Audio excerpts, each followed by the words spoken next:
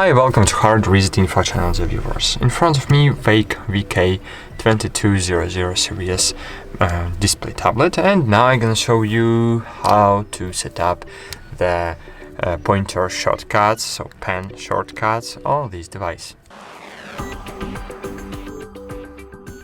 To do it, you need to open the Veikk tablet driver, then choose the pen. And here, as you can see, we have button number 1 and button number 2. Click on the function of this button and change it to the other one. For example, to the navigation back. For example, right click, I want to change to, I don't know, to left click, for example.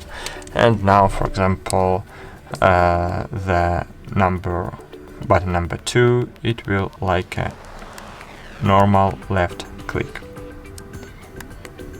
Of course it's useless, but left click on this button, because left click it's just tapping. But in this way I just explained how to set up the buttons. That's it. Thanks for watching. Like this video, subscribe to our channel, and bye. See you.